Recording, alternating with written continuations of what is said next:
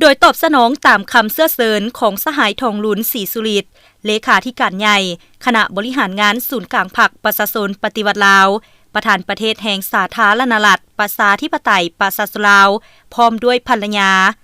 สหายโตเลิมเลขาธิการใหญ่คณะบริหารงานศูนย์กลางพรรคคอมมิวนิสต์เวียดนามพร้อมด้วยภรรยา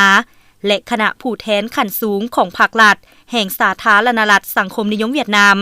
จะเยี่ยมยามรัฐกิจอยู่สาธารณรัฐประชาธิปไตยประชาชนลาวในระหว่างวันที่1-2 ธันวาคม